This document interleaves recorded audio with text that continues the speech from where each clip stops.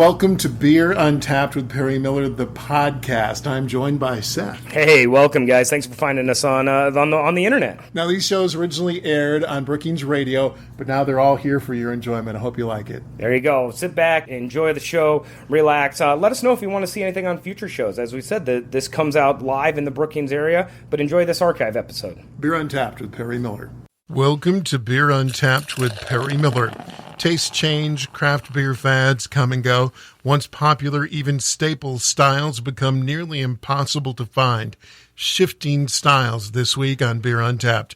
Seth Cook of Wooden Legs Brewing in Brookings says one good example of this is the porter. Everybody had a porter. A lot of people started drinking porters as their first entry-level beer. Is the word cyclical? Can I use that word? Yes, I think that's the exact word. The porter is a beer that many people that have been part of this hobby, part of this industry for more than 10 to 15 years remember fondly.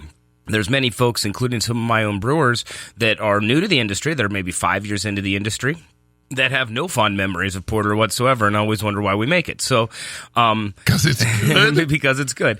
You'll see this trend on the store shelves too. I mean, if you go in week over week, the sections seem to keep shrinking, and porter seems to be relegated now to the tap room and the variety packs that are about the only place that you can get. I mean, there are some consistent porters, but it certainly doesn't have the. It's certainly not every brewery is making a porter. I think porters, brown ales. You know, maybe some of the English beers. The amber, red, pale. Yeah, and all the English styles. I wrote that down, too. The mild ESP. Don't see those very often. Don't see those as much. Of course, you never did see those as much anyway.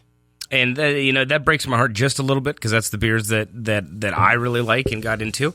But they're being replaced now. They're being replaced with some of the modern beers. It seems that everybody in the world has some, meaning 2, 3, 4, 5 varieties of an IPA.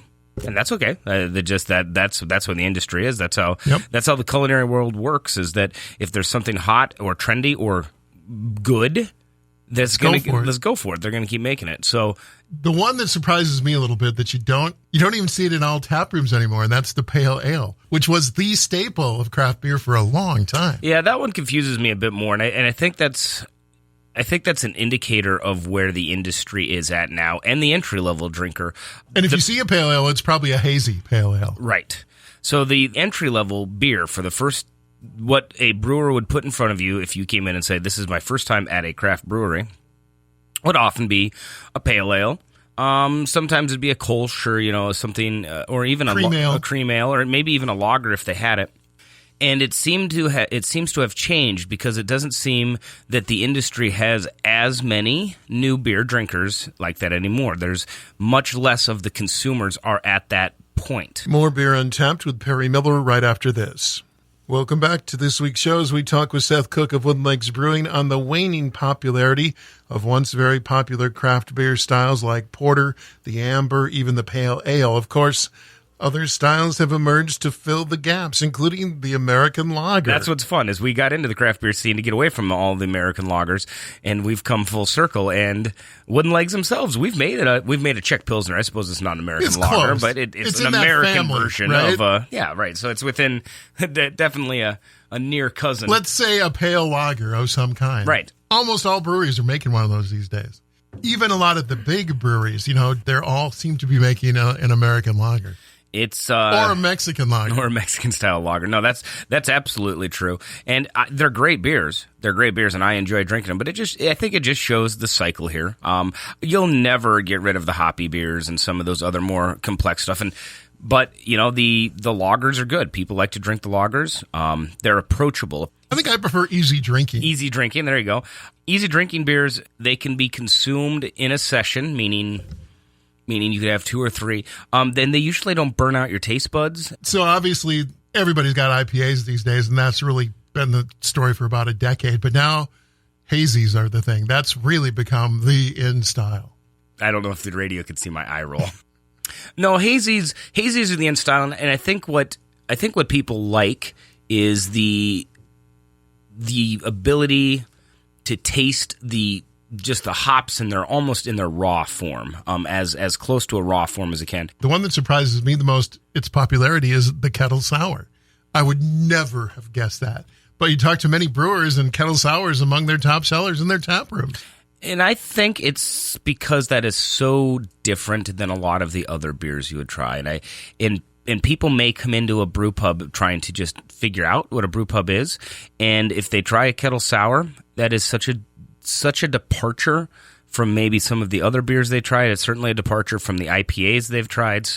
And part of it may be two people who don't normally drink beer. It's probably the least beer-like beer. Oh, absolutely. It's the furthest thing from air quotes beer that they've probably had. It may be closer to wine or cider. Yeah, so the kettle sour is quite popular, and of course, when you start adding fruits and other things to kettle sours, then you really appeal to people's sweet tooth and other things. The sweet sort of leads into the final one I wanted to talk about is the Imperial Stout / Pastry Stout. Another weird trend because Imperial Stouts are not cheap to make. They're not easy to make. You used to have to search out a good Imperial Stout. Right. Now you can find them anytime, any place, anywhere. I can go to the liquor store right now and probably find 6 of them. Yeah, that's funny. At least. Because, we used to have to go, they were seasonal, you'd have to go find them, and they would be hidden. Again, that's, I think what also shows is that has the maturity level of the industry, that we not only have more brewers, but we have more brewers that have the capacity to make these types of things. So, the industry has grown up, and now we can do these on a more frequent basis as opposed to the one-offs. That's it for this week's show. Until next time, drink local and drink responsibly.